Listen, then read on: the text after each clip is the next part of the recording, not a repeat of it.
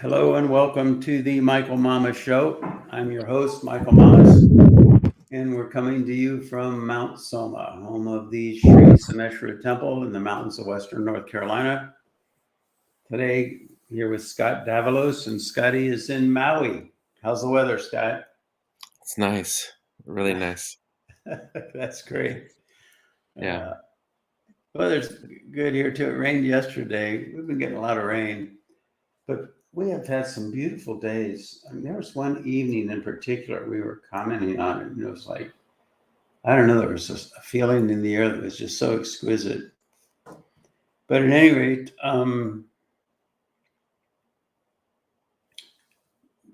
there's one thing that it's actually my favorite thing to study, my favorite piece of knowledge in the whole world. And I've tried to share it a number of times, but honestly, people have trouble with it. And I guess, Scotty, maybe you could help me with this. Maybe you could tell me why. But I guess maybe it's just too abstract or too foreign from the way people have been taught to think. But it's such an important thing, and it's an approach to existence, to life, to nature that is consistent with the very nature of existence. And contained, then you see modern physics or even classical physics. It's great stuff. It's in fact a very small portion of what the knowledge that's in the Veda. There's a part of the Veda that addresses that. But there's so much more to existence, and different types of knowledge afford themselves to different technologies. And so if a knowledge is limited, the technology that's accessible to that knowledge is limited, and the technology that's accessible to the people that embrace that knowledge is limited. Uh, uh, and so within the structure of Veda, you see, Veda is, we could say Veda means nature. So it's inherent in the nature of existence. And as I've said in the past, the fundamental basis, the building block, the stuff that is-ness is made out of is consciousness. Consciousness equals is-ness. That's why Swami Muktananda called it this whole universe, this whole world, everything you're looking at right now. It's just the play of consciousness. The senses, our five senses, are created out of consciousness, you see. So there's a whole self-interacting dynamic of consciousness. And you can look at it in a simplistic sense. You can even look at it geometrically. Consciousness views itself as other, duality is born. Consciousness views itself as those two things, consciousness views those two things. And now you got a third thing, consciousness, a view of consciousness, and a view of consciousness, a view of itself. And then consciousness becomes aware of those three things, a fourth thing, and it cascades out into infinity in a very mathematically precise geometric structure. And so those structures, the Maha structure, the big structure that holds all the structures contained within that structure, am I making sense there, Scotty? Yeah. It's called the Sri Yantra. And then there are all sorts of yantras contained within that all represent different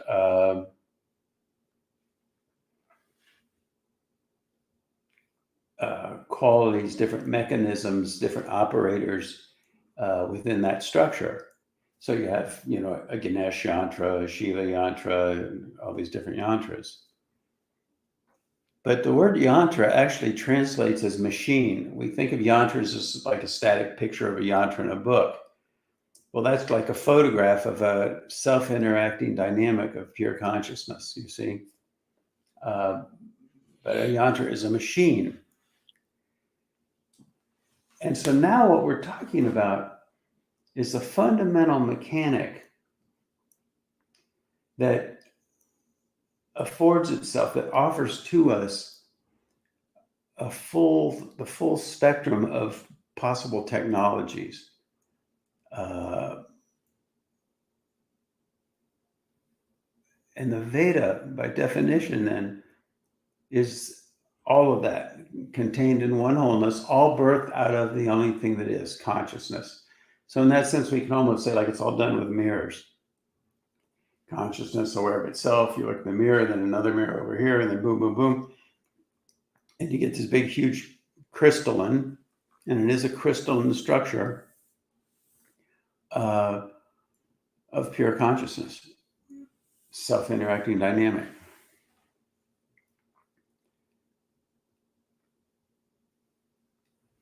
That the knowledge of that and the technology, the knowledge of that is the physics of the golden age.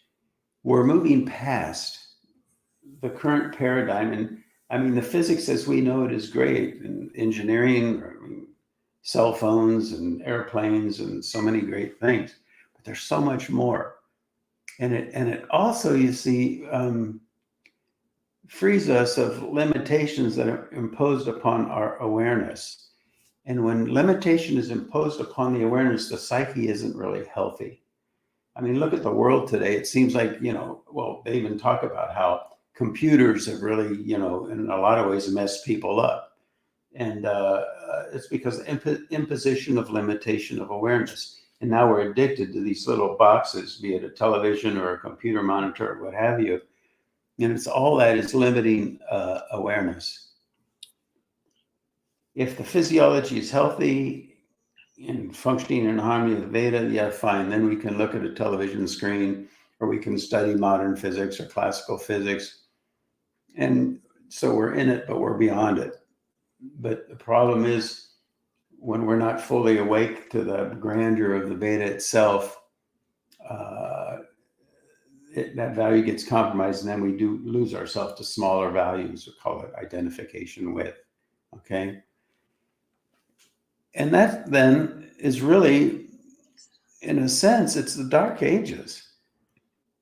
I mean, look how crazy the world is. Look at all this stuff going on. I even stopped talking about the news because it's just gotten so ridiculous lately as we approach this phase transition.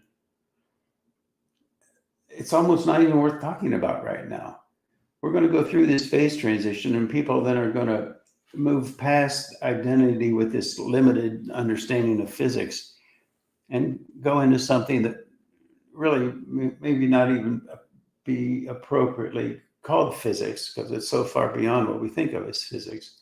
We're talking about the mechanics, the nature of the universe, of the human psyche, of how we function, of how the universes function, how the universe functions, and that's what we're about. And one principle I've talked about, and this is very interesting because who was I talking to recently? And I was talking about mappings, like we talked about in the podcast previously. And the idea, I mean, the mappings are very abstract and they're very far out, like to appease the operator of the unified, within the unified field, within the transcendent, within the self-interacting dynamic of pure consciousness, within Chaitanya, to address that operator within that structure that's called Shani, Saturn, and to appease that value, to harmonize with that value, feed crows on Saturday. Now that's an abstraction that's so abstract and so far out that if we've been indoctrinated into a limited worldview of physics as we know it classically, it makes absolutely no sense, and we can't buy it, we can't relate to it, we can't really interface with it, we can't accept it, or maybe we do accept it, but we don't really get it, and there's a part of us probably that is still like, this is a little too far out. And so what needs to happen then is the global consciousness has to elevate. The global consciousness has to become liberated. That's why they call it spiritual liberation, liberated from limited thought, so that these technologies, and it is a technology, that's one facet of the technology of interfacing with existence on the most fundamental level, the operators contained within the unified field, the fundamental basis of all existence.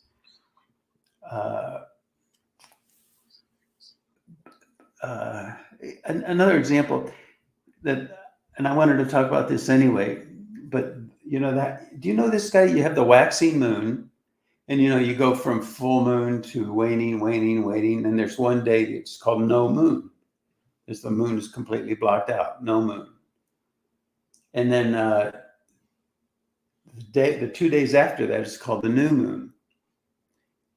A lot of people think, oh, no moon, new moon, and they kind of equate those, and they say, oh, okay, that's a great day to start things, because the whole moon is starting to wax and grow into full brightness, which is, you know, auspicious.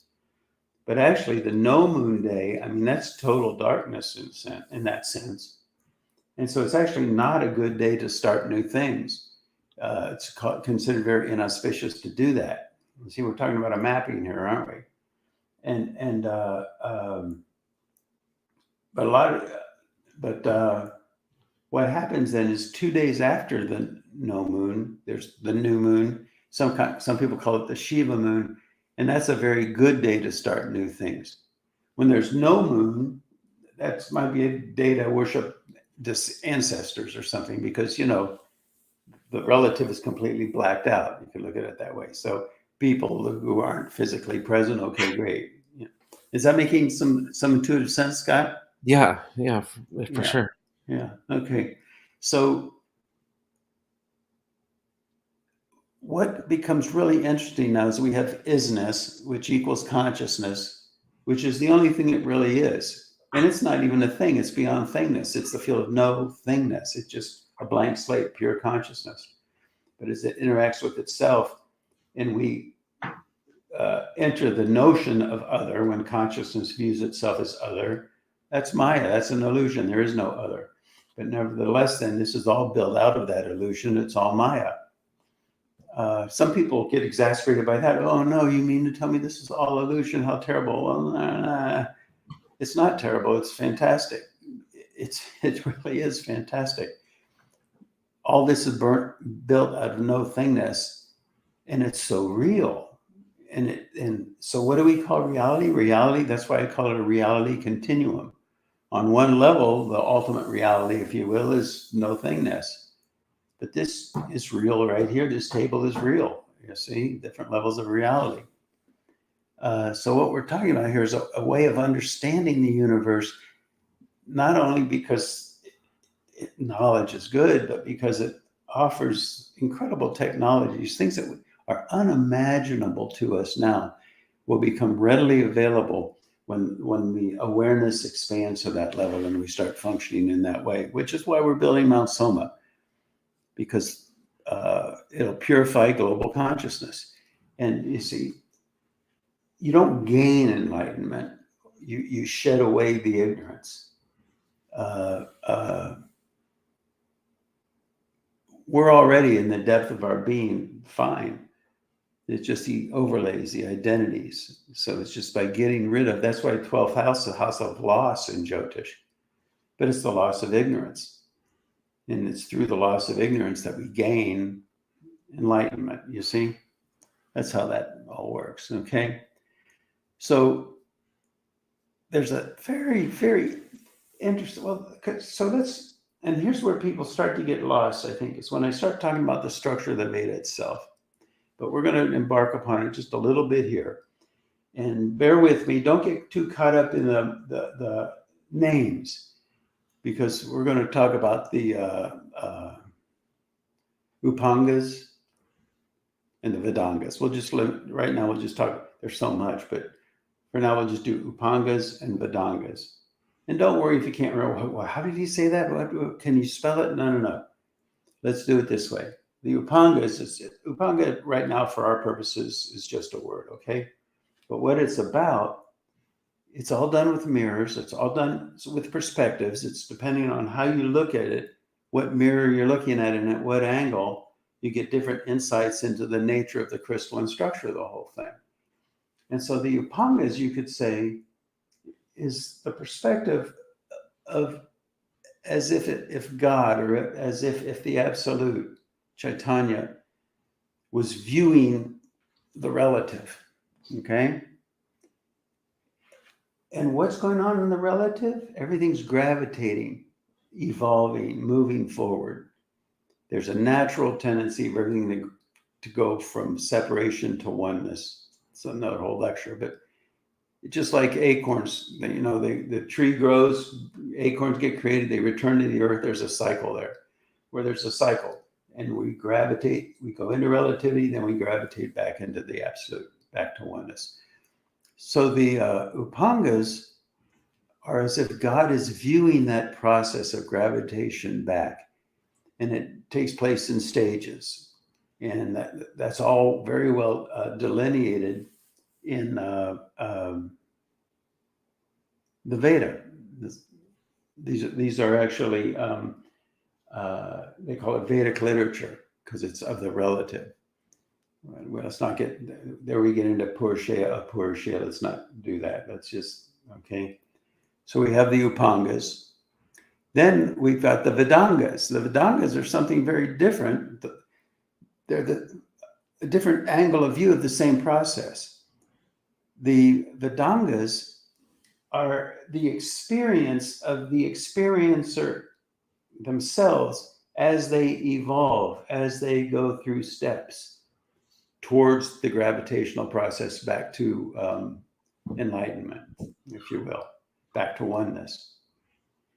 Typically, the Vedangas are just,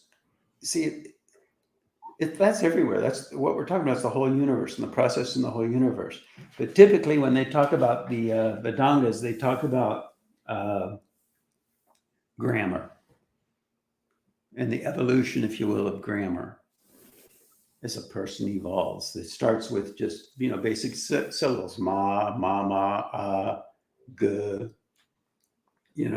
and then those syllables combine into words. That's the next step.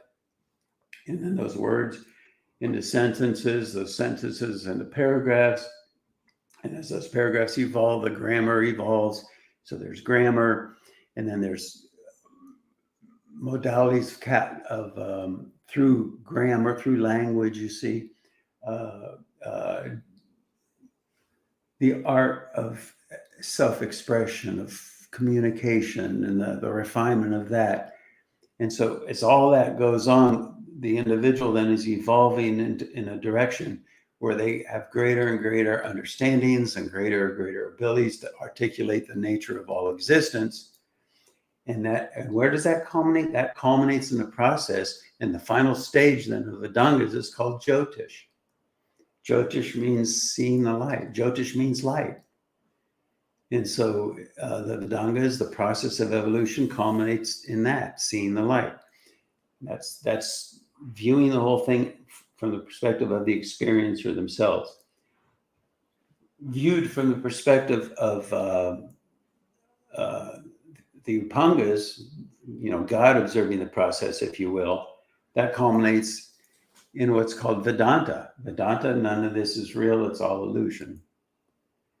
And so seeing the light is kind of like the experience of the same revelation, if you will, experienced by the experiencer. Oh, I finally get it, I see the light, versus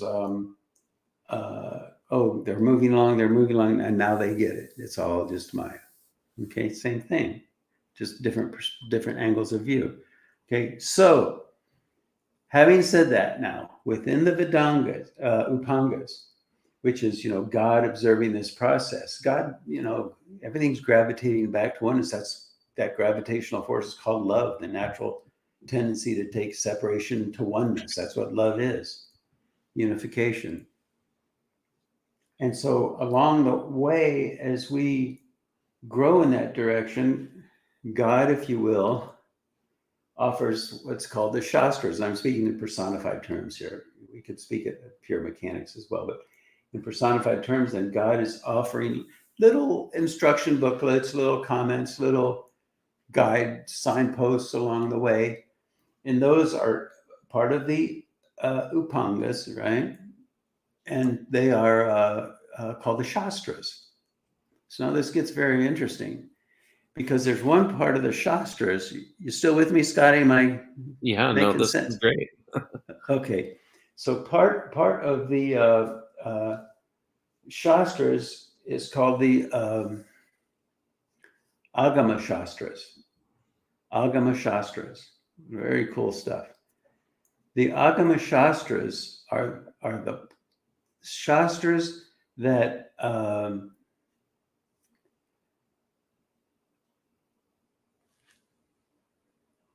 they kind of like provide the cell phone through which we can give God a phone call, sort of like that. It's the means by which we communicate with heaven, with God. And they're different. For different aspects of God, God has many different faces, you know. There's the Shiva Agama Shastra, there's the Ganesh Agama Shastra, all the different deities. There's a different Agama Shastra for that particular deity.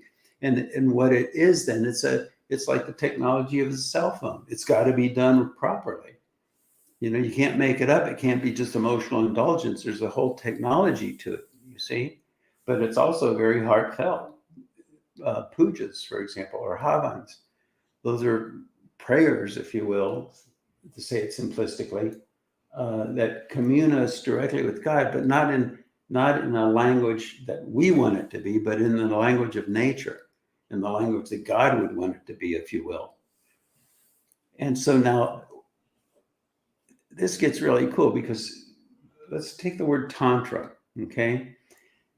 Tantra, I talk about how the Veda is physics, and Tantra is the technology, like the engineering.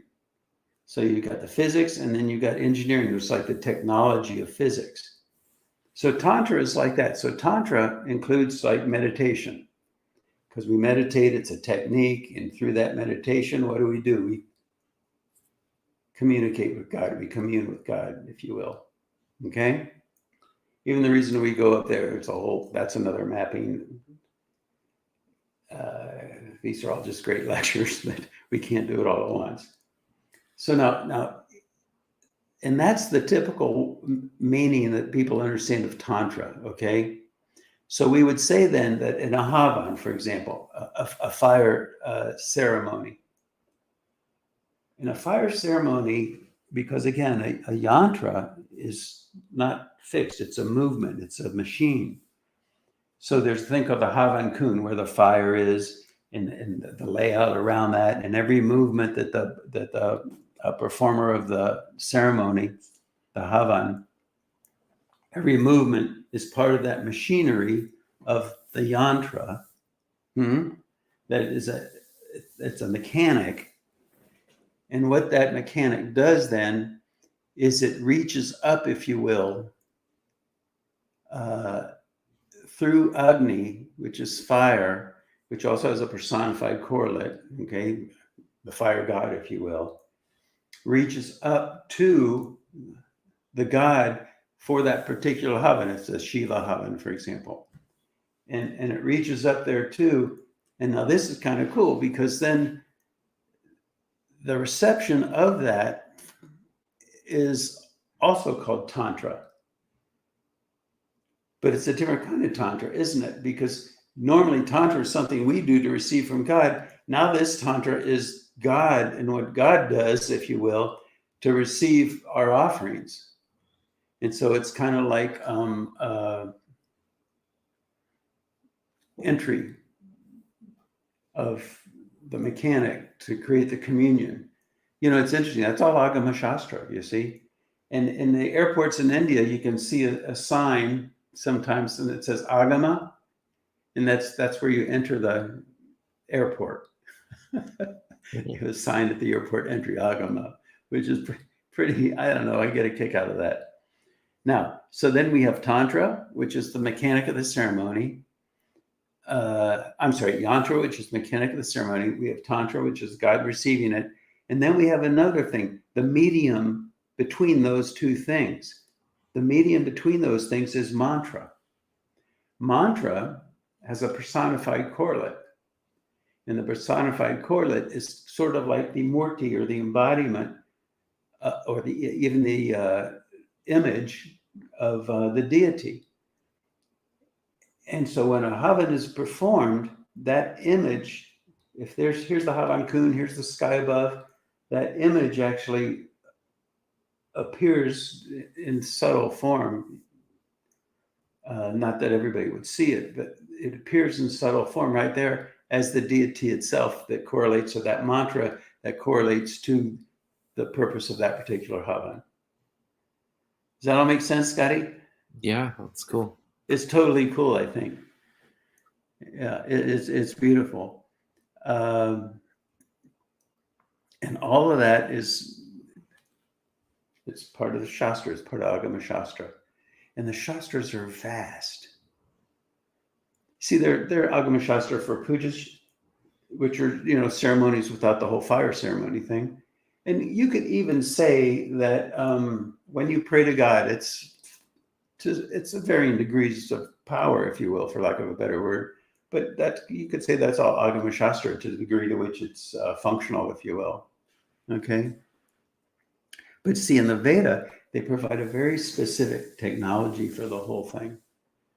And so to get back to the Vedangas, the experiencer, and what their sequential experiences are as they evolve and culminating in Jyotish, seeing the light. Right before that, there's a stage of it called Karma Mimamsa. It's like the knowledge of karma. The knowledge of karma means action. And there's a particular part of the Mansa Sutras of Jaimini, which reads very interestingly, and even it in and of itself frees you to the place, has that influence of facilitating the freeing of the place where you finally see the light. And the neat thing about it is it's talking about ceremonies or things you can do. That's how it reads. That's how it's normally translated. Okay, we're just pulling out that particular value of it. And it says, okay, you have to do this thing in the ceremony, but on the other hand, by reason of such and such, you have to do that thing. And then it says, but not so by virtue of, and so you have to do this thing. And so on one level, that can obviously sound rather confusing, but on another level, what we're doing there is we're opening the awareness to the experience of the inherent nature of paradox in existence. A typical paradox, you're walking out the back door. Okay, are you leaving the house or are you walking into the backyard? And so everything really in existence ultimately is riddled with paradox. Anything you can say, there's a contradictory way of saying the same thing, viewing the same thing from a different angle, you see? And the Veda is just full of the dynamic that gets unfolded out of the oneness, the self-interacting dynamic of oneness, and the exquisite, infinitely faceted, if you will, gemstone that's called existence. And can you imagine the technologies that will be afforded to us when we simply free our awareness of limitation and function from that level? But we're so caught up in our identity with that limitation that when we even hear this stuff, it's too far out, it's too abstract, doesn't make sense, that can't possibly be right, it's so inconsistent with the way I've been trained or indoctrinated to think. You can take your pick there. But that's where we're at, and that's the direction everything's going. Okay. Anything on that, Scotty, or any comments? Yeah, Go ahead. I'm wondering, we have all these technologies that we've created.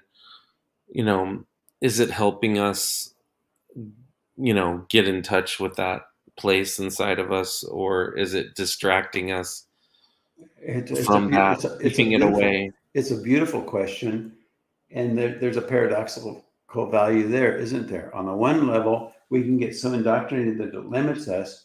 On another level, we're refining our awareness through that particular channel, so that we are becoming more insightful. You see?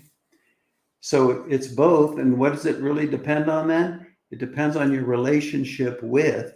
It's all about relationship with.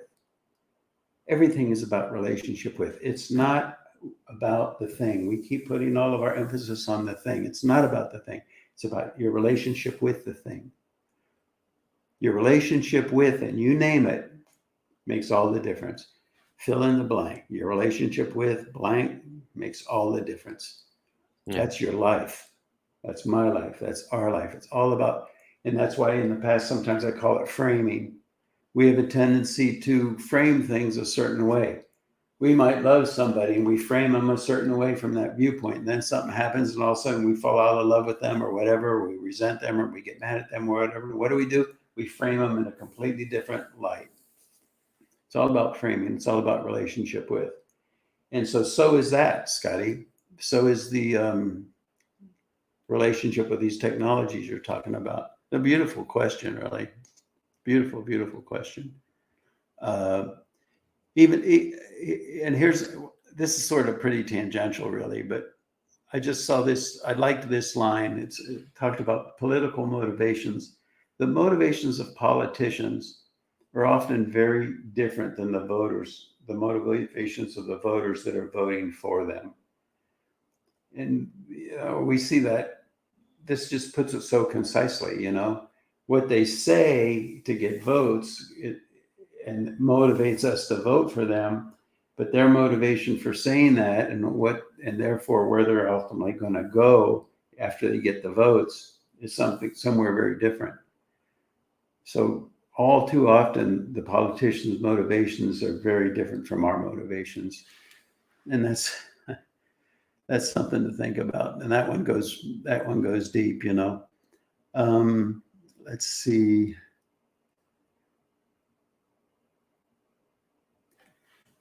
One thing, and this is just a tangential point now, we're getting ready to close here, but the futility of debate. Have you ever noticed if you're ever having a problem or hurting or something, and a loved one or dear friend comes along, what do they try to do? Oftentimes they try to give you another perspective. And basically, what are they trying to do? They're trying to talk you out of your feelings. And it's very well intended, and it can sometimes perhaps help some. But more often than not, it's imposing a denial. It's trying to convince you to be in denial of what you're really feeling. And so really, when you're talking with somebody, when you're helping somebody in that way, or even in the case of debates, it's more about acknowledging how they're feeling and helping them to explore their feeling, to work with their feeling, not to deny it, but to just come to understand it, go deeper. Understanding is the real key there. And understanding isn't an intellectual thing, it's a feeling thing. Real understanding is a feeling thing. So you see, it's the light of awareness that heals. It's not taking on a new intellectualization of it. The intellectualization may help, but that's not the real healing. The real healing is to till the soil that facilitates the exploration that facilitates the self-correcting mechanism. Because deep inside, again, we're all already fine. It's just that we have these overlays, these identities, these emotions, these feelings that can be somewhat distorted, that just needs to unravel. And how do we unravel a twanged up rubber band? We don't say, oh, go here, go there, pull here, pull there, try to hold it down and just spring right back when you let go. But you work with it and explore it until it unravels itself. I think that's about it. You can go over the notes. There are a few little things we didn't touch upon here. Michael, there was a comment. Somebody was saying sometimes our feelings come from a fundamental misunderstanding of reality. That's exactly right. More often than not, because we don't really perceive, we project. Another way of saying the same thing. So every situation we project onto that situation.